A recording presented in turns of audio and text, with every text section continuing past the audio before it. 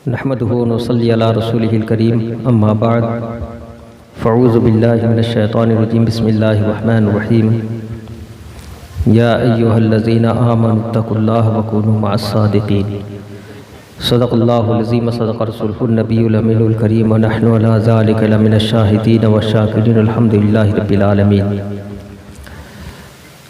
हज़रात, ये प्रोग्राम मस्जिद की तामीर और तरक्की के लिए आपने अपने मोहल्ले में सजाया है।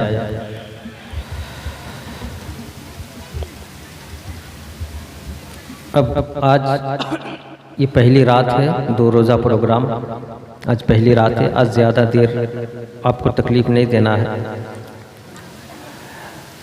मैं 10-15 मिनट आपकी खिदमत के लिए हाजिर आया हूँ। बस 10-15 मिनट ही के सही, लेकिन आपसे मैं यही कहूँगा जो ये खाली जगह में आके सामने बैठ जाइए ताकि 10 मिनट फेस टू फेस बात हो जाए। आपका चेहरा मैं देखूं, आप मेरा चेहरा देख लें तो बात करने में भी अच्छा लगेगा और बात आपको सुनने में भी अच्छा लगेगा। पीछे बैठे हैं अंधेरे में, उधर जो नौजवान बैठे हैं, आप लोग आ जाओ, सामने आओ, इधर आ जाइए। बस 10-15 मिनट में सब रुखसत हो जाएंगे इंशाअल्लाह। और अभी अगर कोई हजरात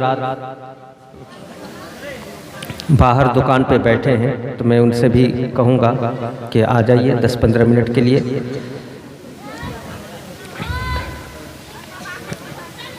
अच्छा हजरत, जलसे का कोई वॉलंटियर है क्या?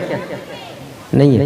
3 लोगों को बोलो, उन लोगों को बोलो कि आवाज़ ना करें, खामोश रहें।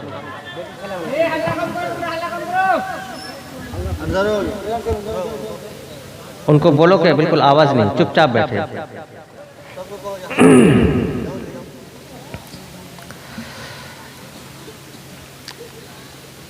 अब शांति बनाइए। आइए हम और आप सबसे पहले अपने और सारी कायनात के मरकज़ी अक़ीदत हुज़ूर सरवर कायनात सल्लल्लाहु अलैहि वसल्लम की बारगाह बेकस नाम में दरूद शरीफ की नज़रें पेश कर ले। पढ़िए बावज़ बुलंद, अल्लाहुम्मा सल्ले अला सय्यिदना मौलाना मुहम्मद व अला आलि सय्यिदना व अला आलि सय्यिदना मौलाना मुहम्मद। हज़रात, मेरी आदत है, इलाके में आपने बहुत सुना होगा मुझे, लेकिन मेरी आदत है कि मैं खामोश माहौल में नहीं बोल पाता हूँ। मैं उसी माहौल में बोलता हूँ जहाँ सब बोलता है। तो यहाँ अगर 5-10 मिनट आज आपको कुछ सुनाऊँ तो आप बोल के सुनना दिखाएंगे मुझे? बोलने के लिए तैयार हैं? तो दोनों हाथों को उठाएं और कह दें या रसूल अल्लाह, या रसूल अल्लाह। अब मुझसे पहले भी आपने एक बहुत बेहतरीन नासिहाना तकरीर आपने समाअत की, फिर बात शुरू हो गई वहाँ। तो हल्लाटा कम करो। सुभान अल्लाह, माशाअल्लाह। तो मुझसे पहले भी आपने गुफ्तगू सुनी, आपने समझा होगा। मुझे उम्मीद है आज का नौजवान उर्दू हिंदी समझने से उनको दिक्कत नहीं होती है, आप समझते होंगे। लेकिन मैं 4 मिसरे पेश करता हूँ और देखता हूँ कि आप शेर समझते हैं कि नहीं। शेर समझते हैं आप लोग? वो जो जंगल में है वो शेर नहीं है। ये शेर व शायरी एक फ़न होता है जिसको अल्फाज जोड़कर शेर बनाया जाता है। मैं 4 मिसरे पेश कर रहा हूँ, आप समाअत कर लें कि मोहम्मद मुस्तफ़ा सा कोई दाता हो नहीं सकता। सुभान अल्लाह, बहुत खूब, वाह, बेशक। ये हमारा अकीदा है जी। हम अहले सुन्नत वल जमात का अकीदा है कि नबी से बढ़कर कोई दाता नहीं है। तो जब आपके अकीदे की बात हो तो तड़प के बोलना है आपको कि मोहम्मद मुस्तफ़ा सा कोई दाता हो नहीं सकता, बेशक। कोई खाली वहाँ से आए ऐसा हो नहीं सकता। सुभान अल्लाह। मोहम्मद मुस्तफ़ा सा कोई दाता हो नहीं सकता, कोई खाली वहाँ से आए ऐसा हो नहीं सकता। और रसूल पाक को हमने खुदा का नूर माना है, तो हमारी कब्र में हरगिज अंधेरा हो नहीं सकता। सुभान, नारे तकबीर, नारे रिसालत, अजमत मुस्तफ़ा कॉन्फ्रेंस, मसलके आला हजरत, नारे तकबीर, नारे रिसालत। हजरत, तकरीर का आज मैंने कोई उन्वान नहीं चुना है, इसलिए कि मुझे आज तकरीर नहीं करनी है, बस चंद नसीहत की बातें। हजरत, आज हम और आप मुसलमान हैं, बोलिए, है ना? तो आपने क्या अल्लाह को एप्लीकेशन लिखा था कि अल्लाह हमको मुसलमान बनाना? कोई चिट्ठी लिखा था? नहीं लिखा था ना। अल्लाह ने हमें इंसान बनाया तो हमने अल्लाह से दरखास्त की थी, अल्लाह हमको इंसान बना, भैंस ना बना, गाय ना बना, कुत्ता ना बना, हमको इंसान बना। किसी ने अल्लाह से दरखास्त की थी? अरे बोलो ना, की थी? नहीं, अल्लाह ने हमें इंसान बनाया तो पता चला कि अल्लाह का करम है कि अल्लाह ने इंसान बनाया। और ज्यादा करम यह कि अल्लाह ने हमें मुसलमान बनाया, और उससे भी ज्यादा करम यह कि अल्लाह ने हमारी पैदाइश अपने महबूब के गद्दारों के घर में नहीं किया, बल्कि अपने महबूब के वफादारों के घर में। सुभान अल्लाह, सुभान अल्लाह, बहुत खूब। अल्लाह अकबर, अल्लाह अकबर, जिंदाबाद जिंदाबाद, अल्लाह अकबर, या रसूल अल्लाह। बहुत अच्छा है आज इसको नाम याद है, नहीं तो अक्सर जलसों में तकरीर मैं करता हूँ और दिलबर शाही का नारा लगाता है अक्सर जलसों में। जी तवज्जो दीजिए। हम पर अल्लाह का कितना करम है कि अल्लाह ने हमको इंसान बनाया, फिर मुसलमान बनाया, फिर सुन्नी बनाया। इधर देखो, महबूब खामोश, ये अल्लाह का करम है। हम किस्मत इस एतबार से हम सबसे बुलंदो बाला है, हम सबसे ऊंचा है, हमारी अजमत, हमारी रिफत बहुत बुलंद है। लेकिन हम दूसरा पहलू देखो कि हमारा किरदार, हमारा कैरेक्टर, हमारी बोली, हमारा देखना, हमारा चलना, हमारा उठना, हमारा बैठना सब बेकार है। आज का नौजवान फिल्मी हीरो की एक्टिंग, उन फिल्मी हीरो की नकल करता है कि नहीं? मैं नौजवानों से मुखातब हूं। आज आप ये बम्बई के हीरो के नकल करते, पहनते उनकी तरह, चलते उनकी तरह, खाते उनकी तरह, बोलते उनकी तरह। लेकिन हजरात, मेरे इन जुमलों को याद रखना, हीरो सबका होता है। लफंगों का हीरो लफंगा होता है, चोर का हीरो चोर होता है, जानवर का हीरो जानवर होता है, गधे का हीरो गधा होता है, बदमाशों का हीरो बदमाश होता है। मगर हम तो ठहरे नबी के गुलाम, हमारे हीरो ये नहीं हो सकते। ये नंगे नाचने वाले हमारे हीरो नहीं हो सकते। इनकी नकल क्यों करते हो? हमारे हीरो अगर कोई है तो सिद्दीक अकबर है, बोलो।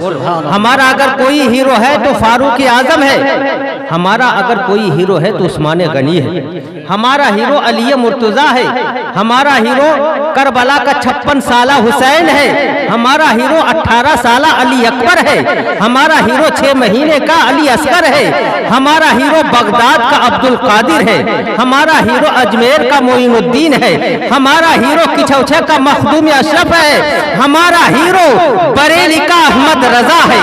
अगर नकल करना है तो इनकी नकल करो, इसलिए कि हम नबी के गुलाम हैं। अच्छा, हमारे दामन में किसी चीज की कमी नहीं है। अगर हम ढूंढें, तलाश करें तो हमारे दामन में सब चीज है, हर चीज वाफिर मिकदार में मौजूद है। बस जरूरत है हमें तलाश करने की। हम तलाश करते करते निकल किधर गए? हमें तलाश करके जाना जिधर था, हम तलाश करके दूसरों की तरफ निकल गए। ये बदमाश हीरो नहीं है। इस्लाम का हीरो वो होता है, आपको मालूम है इस्लाम का हीरो कैसा होता है? ये जो हीरो आप जिसकी नकल करते हो, इसको किसी बीच रोड पे एक तमाचा मार दो तो वहीं चक्कर खा के मर जाएगा। लेकिन आओ इस्लाम का हीरो दिखाता हूं। ईसाइयों ने साजिश की, मीटिंग की कि इस्लाम को कैसे खत्म किया जाए। उस मजमे में लाखों अफराद ईसाई यहूदी सर जोड़कर बैठे। इस्लाम को ख़त्म करने के लिए, इस्लाम को मिटाने के लिए। किसको मिटाने के लिए? एक बार सब बोलिए। इस्लाम। इस मजमे में किसी का नाम इस्लाम है क्या? हाँ जी, नहीं है ना? नहीं तो वो अपने दिल पे ले ले कि मुझे ख़त्म करने के लिए सब बैठ गया है। एक जलसे में हुआ था, एक मौलाना साहब तकरीर कर रहे थे कि इस्लाम बहुत पीछे रह गया। इत्तेफाक से उस मजमे में एक इस्लाम नामी इंसान था, वो पीछे बैठा था। उसने सोचा मुझे कह रहा है, तो उठ के थोड़ा आ गया। फिर मौलाना ने कहा इस्लाम बहुत पीछे रह गया, तो फिर वो उठ के आया। फिर तकरीर करते करते आगे जाके बोला कि इस्लाम बहुत पीछे रह गया, तो बिल्कुल आगे आके बैठ गया। अब चौथी बार जब मौलाना ने कहा कि इस्लाम अब भी पीछे रह गया, तो खड़े होकर गुस्से से बोला मौलाना कि अब मैं तेरे गोद में बैठ जाऊं? तो किसी का नाम अगर इस्लाम हो तो इस्लाम से मुराद हमारा मजहब है। ईसाइयों ने मीटिंग की, लाखों का अफराद मौजूद, स्टेज सजा, स्टेज में ईसाइयों का बादशाह बैठा है। बादशाह ने अपने ईसाई के जो आलिम थे उनमें सबसे बड़े आलिम को खड़ा किया। तुम तो बड़े मुकर्रिर हो, तुम्हारी आवाज़ तो बड़ी गजदार है, इतने लाखों का मजमा है, तुम आवाज़ तो सब तक आवाज़ पहुंच जाए, मशवरा किया जाए। किसी ने मशवरा दिया कि इस्लाम को ख़त्म करना हो तो इस वक्त इस्लाम का हीरो खालिद बिन वलीद है, खालिद बिन वलीद को मिटा दो, इस्लाम मिट जाएगा। किसी ने मशवरा दिया। अब वो आलिम, उनका आलिम जब खड़ा हुआ, उनका मुकर्रिर जब खड़ा हुआ मजमे को बताने के लिए, जैसे ही मजमे में खड़ा हुआ आवाज़ लगाना चाहा मगर आवाज़ नहीं निकली, आवाज़ गले में फंस गई, आवाज़ गले में फंस गई। बादशाह ने कहा तू तो बड़ा मुकर्रिर है, तेरे तो बड़े नाम हैं, बड़े चर्चे हैं, आज इतना बड़ा मजमा देख के आवाज़ फंस क्यों गई? क्या इतने बड़े मजमे में कभी तकरीर नहीं की? उसने कहा बादशाह मैं इससे भी बड़े बड़े मजमे में तकरीर कर चुका हूँ। कहा फिर तेरी आवाज़ फंस क्यों गई? कहा बादशाह मैं सच बता रहा हूँ कि इस लाखों अफराद के मजमे में कहीं ना कहीं कोई ना कोई एक नबी का दीवाना बैठा है, सुभान अल्लाह, जिसकी वहशत से मेरी आवाज फंस गई गले में। बादशाह बोला कि पागल है क्या? यहाँ सब ईसाई, सब यहूदी, इस्लाम के मुखालिफ सब हाथ में तलवार लेके बैठे और यहाँ एक मुसलमान बैठे रहेगा? ऐसा कभी हो सकता है? उसने कहा कि मुझे पूरा यकीन है, अगर आपको यकीन ना हो तो आवाज़ दीजिए और उनसे कहिए कि उनका नबी का वास्ता देके उनको पुकारिए, वो ज़रूर खड़ा हो जाएगा। बादशाह ने फिर आवाज़ लगाया कि इतने बड़े मजमे में, लाखों अफराद के मजमे में अगर कोई मोहम्मद का दीवाना गुलाम बैठा है तो खड़ा हो जाए, उनको नबी का वास्ता। इतना कहना था कि हजरत खालिद बिन वलीद खड़े हो जाते हैं। सुभान अल्लाह। अच्छा दुश्मन कितने हैं? दुश्मन कितने हैं? लाखों हैं, और एक अकेला खालिद बिन वलीद खड़े हो जाते। पतला दुबला इंसान खड़ा हो गया। जैसे ही खड़ा हुआ चारों तरफ से तलवारें निकल गई। कह रहे हमारे महफिल में एक मुसलमान है, इसको मार ही थे। जैसे ही तलवारें निकली बादशाह ने सबको रोका, नहीं, हम बहादुरों का एहतराम करते हैं, ये बहादुर है तभी इतने बड़े मजमे में अकेले बैठे, उसको करीब आने दो। जब उसको करीब लाया गया, पूछा तुम्हारा नाम क्या है? तो उसने कहा बादशाह मैं नाम बताऊंगा तो तेरे पैर के नीचे से जमीन खिसक जाएगी। कहा नाम तो बता। कहा नाम ना पूछ कर नाम बता। कहा मैं खालिद बिन वलीद हूँ। इतना कहना था, फिर तलवारें निकली कि अब तो सामने है, इसको मार दो, इस्लाम खत्म हो जाएगा। फिर बादशाह ने रोका, नहीं, हम बहादुरों का एहतराम करते हैं। इतने बड़े मजमे में जहां लाखों ईसाई यहूदी इस्लाम को खत्म करने की बात कर रहे, वहां तन्हा एक मुसलमान खड़ा हो, तन्हा एक मुसलमान आ जाए, इसकी राज क्या है? इसकी ताकत का राज क्या है? पता किया जाए। खालिद तुझे तेरा नबी का वास्ता बता। यहाँ लाखों दुश्मन तेरे खड़े हैं, हाथों में तलवार लेके खड़े हैं, तू तन्हा कैसे आ गया? तुझे ये हिम्मत कहाँ से मिली? खालिद बिन वलीद अपने सर से टोपी उतारते हैं और वहां से एक बाल मुबारक निकाल के कहते, देख ये मेरे नबी के सर का मुबारक बाल है।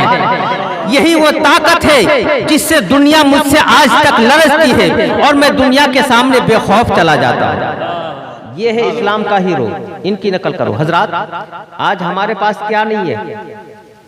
एक वक्त था, अभी मौलाना फारूक साहब बता रहे थे कि इफ्तारी में खाने को कुछ नहीं, सहरी में खाने को कुछ नहीं, फिर भी खुदा की इबादत में कोई कमी नहीं। आज हमारे पास क्या नहीं है? सुबह खाते हैं, दोपहर खाते हैं, शाम को खाते हैं, बाजार में जाके खाते हैं, इतना खाते हैं कि पेट खराब कर देते। खाते हैं ना जी? किसका खाते हैं जरा बताओ तो, किसका खाते हैं? अरे बोलिए किसका खाते हैं? आपको ये भी नहीं मालूम? अल्लाह का खाते हैं ना, किसका खाते हैं? अरे सब बोलो किसका खाते हैं? अल्लाह का खाते हैं। अल्लाह ने हमें दी है, हम खा रहे हैं। अल्लाह की नियमतें अगर शुमार करना चाहो तो शुमार नहीं कर सकते। पैर अल्लाह की दी हुई नेमत है, पैर है तो हम चल रहे हैं। अगर खुदा चाहे हमें नंगड़ा कर दे तो कर सकता। कितने लोग हैं जिसके पैर नहीं है, लेकिन अल्लाह का करम है कि अल्लाह ने हमें पैर दिया है, आंखें अल्लाह ने दी है। अंधे से पूछो आंख की कीमत क्या है? खुदा की नियमत है। लेकिन इन आंखों को, इन पैरों को हम खुदा के हुक्म के खिलाफ इस्तेमाल कर रहे हैं। रात भर हम यूट्यूब चलाते हैं, रात भर हम गंदी फिल्में देखते हैं, रात भर गंदी तस्वीरें देखते हैं, देखकर इन आंखों को खराब करते हैं। सुबह उठते हैं तो हमारी आंख सलामत है। ये खुदा का करम ही तो है। अगर खुदा चाहे तो उसी वक्त अंधा कर दे। अरे जब सुबह आंख सलामत पाई उस वक्त सजदे में सर रख लेना चाहिए। मौला तू कितना रहीम है, तू कितना करीम है। रात भर मैंने आंख तेरे हुक्म के खिलाफ बिताई, लेकिन सुबह अब भी तूने मेरी आंख की रोशनी सलामत रखी। ये रब का करम है। रब की नियमतों पर शुक्रिया अदा करो। रब की नियमतों पर शुक्रिया अदा करने से नियमतें बढ़ती हैं।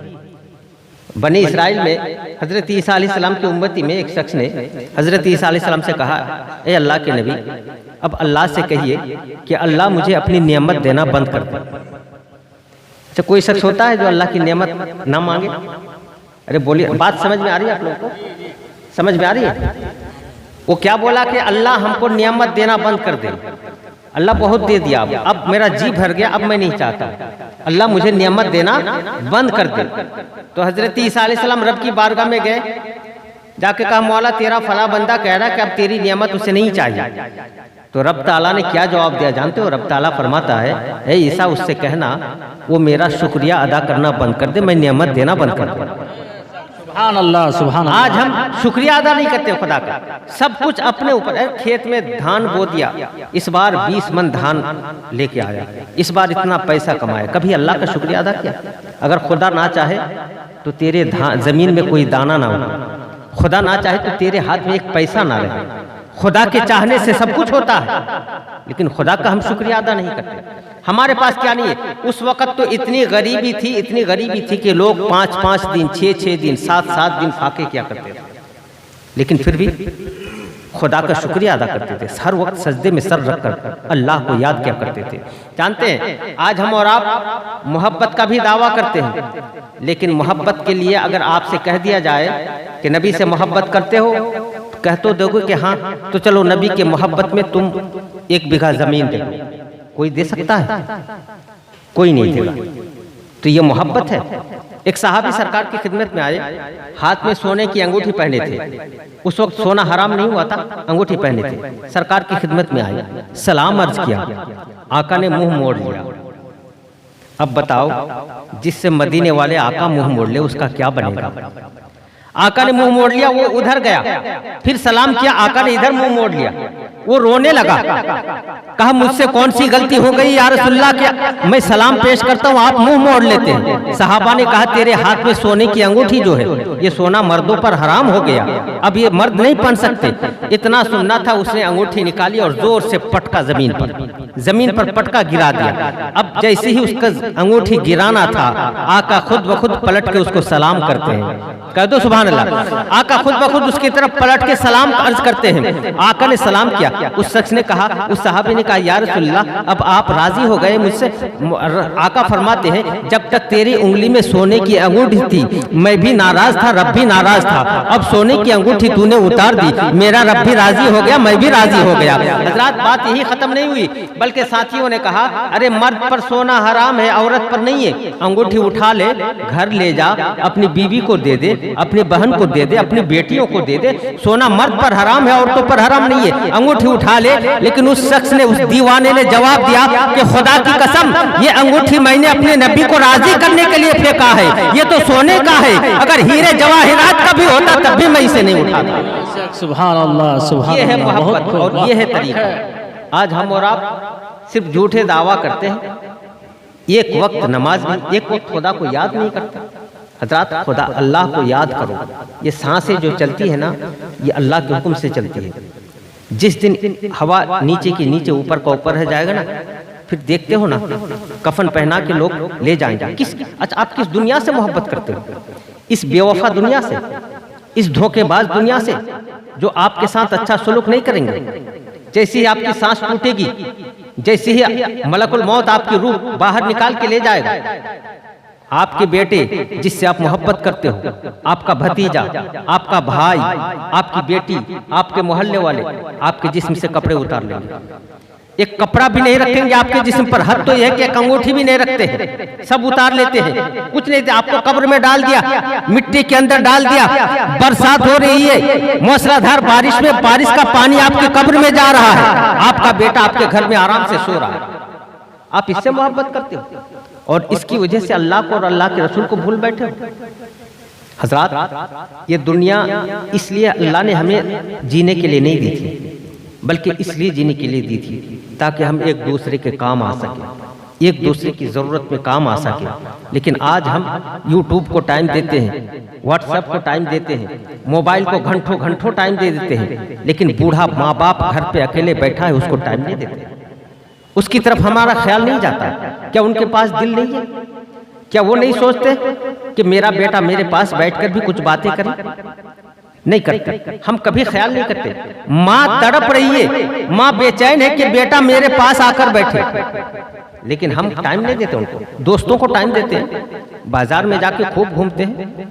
हजरात हर तरफ से हम अपने किरदार और कैरेक्टर के एतबार से बहुत नीचे आ गए हैं। हमें ज़रूरत है कि अपने कैरेक्टर को ऊपर उठाएं, अपने किरदार को संवारें, सरकार के बताए हुए रास्ते पर चलें। जिस तरह सरकार ने हमें चलने का तरीका बताया, सहाबा जिस तरह से चले हैं, हमें उस तरह से चलना है। आज कल हमारी माँ बहनें भी यहाँ बैठी हैं, इनका हाल ये है, अगर मेरे पास पैसा है और मेरी बेटी किसी के घर में शादी होके गई तो उस घर में जाके क्या कहती है? मेरा बाप पैसा वाला, मैं काम नहीं करूंगी, कहती है ना? अरे बोलो ना, कहती है। आपको हालांकि ये तकरीर अच्छी नहीं लग रही होगी, लेकिन जरूरत इसी तकरीर की है।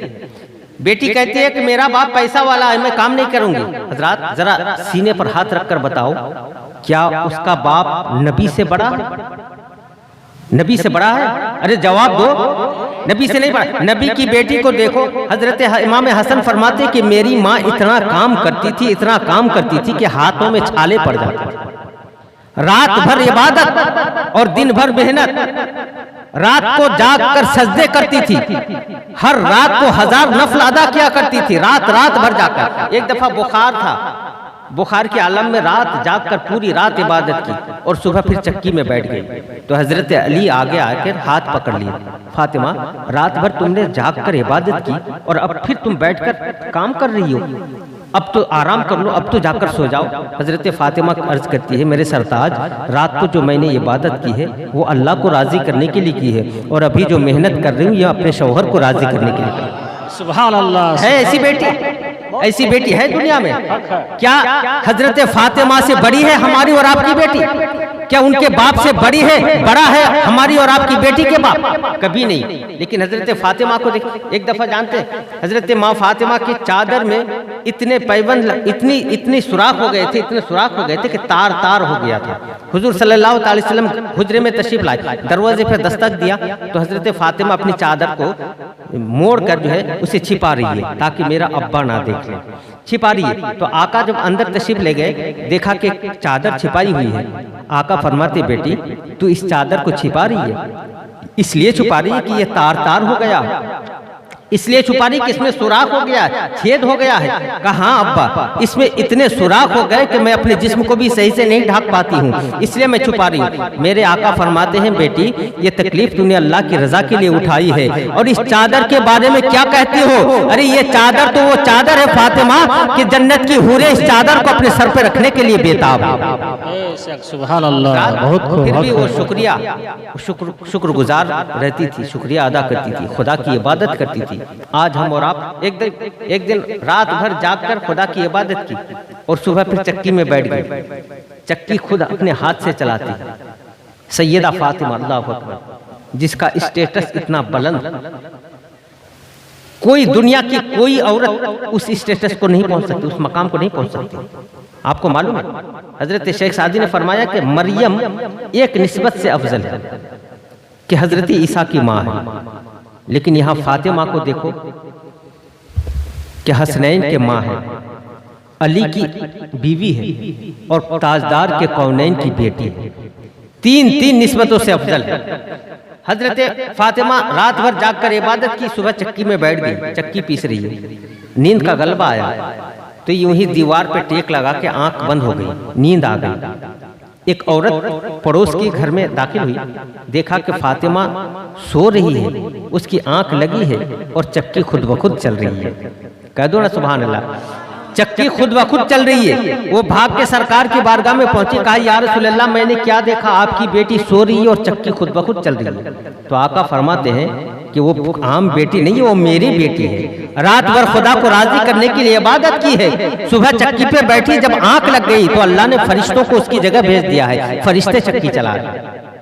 तो इस तरह का किरदार पैदा करो, इस तरह का अपने अंदर जज्बा पैदा करो, दीन का जज्बा पैदा करो। हजरात, दुनिया में सब रहने के लिए नहीं आए हैं। क्या आपके गांव में किसी का जनाजा आपने नहीं देखा है?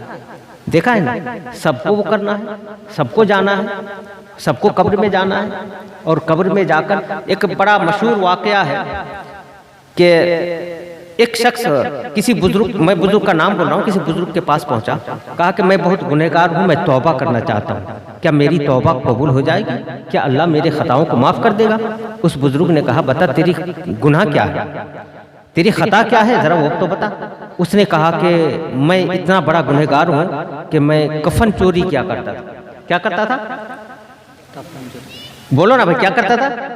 कफन चोरी क्या करता था? मैंने पहले ही बोला है कि जहां आप बोलेंगे तो मैं बोल पाऊंगा, नहीं बोलेंगे तो नहीं बोल पाऊंगा। कफन चोरी क्या करता था? कफन चोरी करता था और मैं इसी गुनाह से तौबा करना चाह रहा हूँ। तो उस बुजुर्ग ने कहा ठीक है, तौबा कर ले, रब करीम है, मेहरबान है, तेरी तौबा कबूल कर लेंगे, तेरे गुनाह माफ हो जाएंगे, लेकिन एक बात बता। कहा क्या? कहा तूने कितने लोगों के कफन चोरी किए? कहा कि 1000। कितने लोगों के?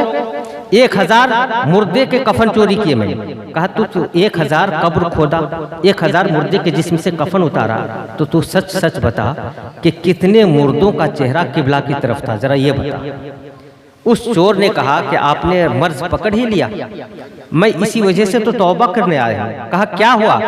कहा मैंने 1000 मुर्दे के कब्र खोदे और उसके जिस्म से कपड़े उतारे, कफन उतारे हैं, लेकिन 1000 में से मैं सिर्फ 2 लोगों का चेहरा किबला की तरफ देखा, बाकी सबका पूरब की तरफ। हम और आप रखते किधर है? अरे बोलो, हम और आप मुर्दा को सुलाते हैं तो उसका मुंह किधर रखते हैं? पश्चिम में ना, पश्चिम में ना रखते हैं। लेकिन जो बंदा, जिस बंदे को खुदा चाहता है और जिस बंदे से खुदा राजी है, उसी का मुंह पश्चिम की तरफ रहता है, बाकी का अल्लाह हुक्म देता फरिश्तों को, ये कौन होता है मेरी तरफ मुंह करने वाला, इसके मुंह मोड़ दो, पूरब की तरफ कर दो, उसका मुंह पूरब की तरफ हो जाता है। अब सोचो कि हम और आप जो किरदार कर रहे हैं, जो कैरेक्टर कर रहे हैं, क्या हमारा मुंह किबला की तरफ, पश्चिम की तरफ रहने के लायक है? अरे क्या हम क्यों आए हैं दुनिया में? सिर्फ कमाओ, खाओ और मर जाओ? अरे ये तो जानवर भी करता है, अपना खाना तलाश करता है, मेहनत करता है, खाना पाता है, खाता है, मरता है। ये तो जानवर भी करता है। तो इंसान और जानवर में फर्क क्या आ रहा है? आप इंसान हो, अशरफुल मखलूकात हो, आपको अल्लाह ने अक्ल भी दिया है और आपको अल्लाह ने दिल भी दिया है। हर तरह से सोचकर ऐसे कदम उठाओ ताकि आपका हर कदम इबादत बन जाए।